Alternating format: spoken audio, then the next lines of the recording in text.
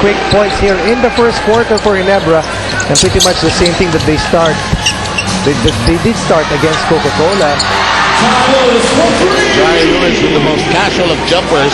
Lewis in the first two games had 17 points apiece. Then in the win against Morocco, 20, and didn't play for the majority for the fourth quarter. Sat out the last 6 minutes of the fourth quarter, building a comfortable lead.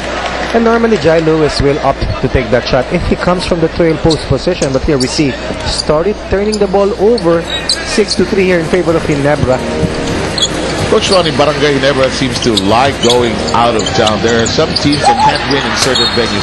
Is there a different preparation when you prepare the team for going out of town?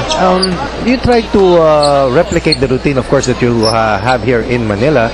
But definitely the reason why Ginebra has had a lot of wins in their out-of-town sorties is the fact that they rely and they feed so much from the energy of the crowd. And anytime you go out of town, Ginebra is such a popular team with a large following. At alam nila that they're expected to perform and they're expected to do well. And they have responded positively all throughout the last 2 or 3 years, having, I think, the best winning percentage among all of the teams in playing out-of-town games. Villanueva scored on the other end, and quickly on the other end, Mercado with a reply with 9:48 remaining in the opening period. Solomon Mercado and Gabe Norwood together with J.R. Reyes will continue to be the cornerstones of this young franchise. And even if you have the heavyweight Jai Lewis in your fold, definitely you need 8 games of Mercado, Gabe Norwood, and J.R. Reyes if you want to contend and compete against the elite teams here in the PBA. Mercado failing to make the +1 situation. Mercado had 13 points against Talk and Text and has games of 19 and 11. Nothing below double digits for him so far. You can just look back at the way he played the quarterfinal series against Beer Foods, wherein he really dominated that was quite a that series matchup. And I really saw the best of Solomon Mercado in his young career in that series against the Tender Juicy Giants. Story climbing on that ladder. He has collected 6 of the 10 points by the Barangay here in this first quarter. Outside the 10, Lewis, this one won't bite. Story, lead pass. Back pass is taken away. Into the corner we go. Big man on the hook. Yes! That's a nice move coming from J.R. Reyes. Attacking in transition, not settling for the outside shot, instead pushing it really deep with a nice left-handed hook. 10-7 here for Ginebra here in the first. Nice footwork here coming from J.R. Reyes, and something that you'd like your big man really to possess is that nice left or right jump hook.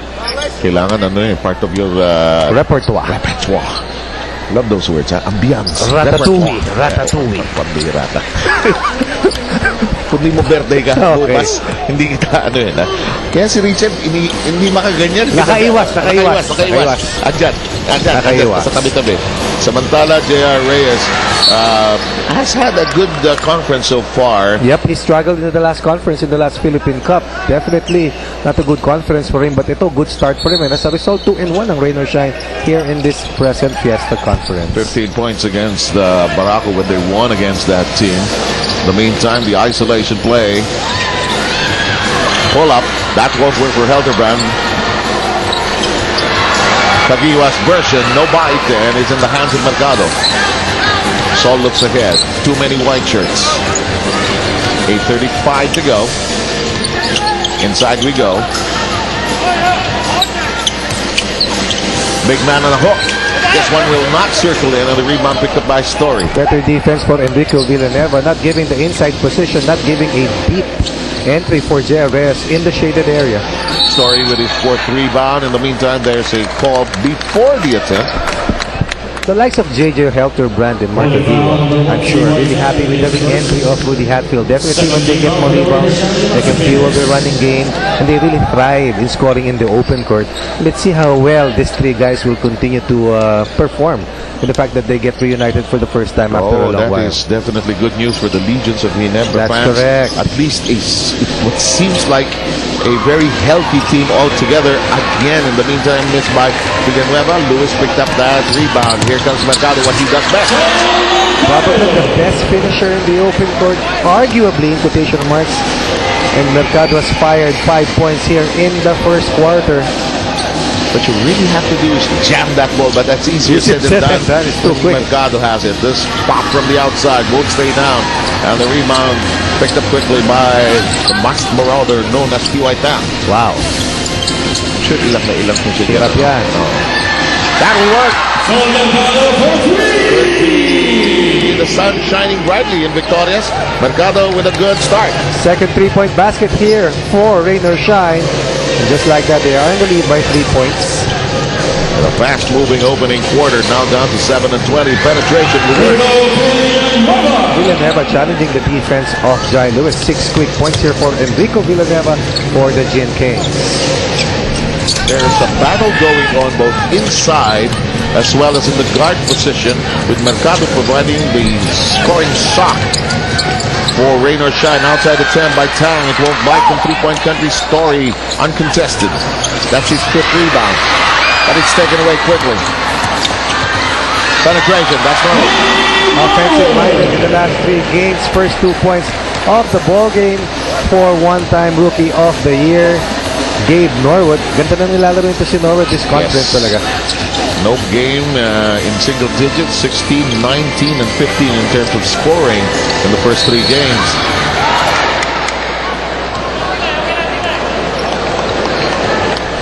Pushing foul number 1, T.Y. Tang. And T.Y. Tang whistled for that. You really like to see J.J. Helterbrand attacking the basket more. Sometimes he tends to fall in love with the 3-point shot. This is a tall guard. This is a quick and energetic player who has that very explosive first step and that size advantage over T.Y. Tang will hold him in good stead. Si Helterbrand actually recuperating pa ito di ba? Matagal nung last conference natin, hindi rin nakalaro ito Tapos masyado. si Kagiwa, late din na rin. Last conference din lang nakabalik. Akalain mo siya lang ang tao ron. Siya pa nakakuha ng rebound. Once again, he attacks the basket. That's a mental lapse. You cannot stop playing. You cannot just assume that the ball will go inside the basket. And just because of that reason, he never ties this game once again at 15. During the free throw, Ryan Aranya made his first appearance on our hardwood here today. He was on the sideline already when he made that attempt. Pretty much the success of Ginebra here against Rain or Shine will be dependent really on how well they can contain Norwood and Solomon Mercado from trying to attack the basket. Akalain mo may maong palang nagkasya kay Richard Del Rosario. Ano? Malas niya tayo magkasama ngayon. Penetration, boy, this is a problem for Rain or Shine in the low post. Especially if Story has had this way 8 points during the quarter for Story. That's almost 50% scoring here coming from the reinforcement. Back in a moment. Hari tila taon liwat diri sa Visayas, Negros, hari ang atong team standings, and this is what we were talking about earlier, where everybody is clustered together, Coach Ronnie. Ito talaga tinuod. Tuod ito. Tuod. Talaga po. Derby Ace leading the pack 2-0, but a lot of teams, as you mentioned, only with a single loss. And these two teams will try to outmuscle each other as they try to propel themselves in the tie with either Coca-Cola and San Miguel. Alaska Aces not in a good position, but you know that this is a good squad. With a very good reinforcement. At saka magaling si Coach Tim Con pagdating sa remate. At saka alam mo, kita mo yung cluster ng Air 21, Barako at Santa Lucia, yun yung mga medyo nagkaka-back-to-back losses. Yes. Kailangan din na mag-step up, as we always say. Here we go, continuing our game. This short stop works. And anytime you play against the Gin Kings, you have to be ready to play against their much vaunted zone defense. Aranya, a master at attacking the basket with the wrong footing at that. Oh, wrong pala. No, now that you mention it, the wrong footing at that. And Aranya only one game with a single-digit performance, a 9-pointer in that win against Santa Lucia. In the meantime, that will not work for Barangay Ginebra. Into the corner we go. Yes! And the veteran who used to play in the NBA is quite familiar here dito sa Bacolod. Although he didn't play, I'm sure, here in Victorias, but he's been around. He's still here with the franchise of Terrique, Raymond Yu. Eddie Laure has been around, and that ball will stay with Barangay Ginebra. I forgot to mention that Herrera, Magibin, and Mariano are the gentlemen with the whistles. That was off to a good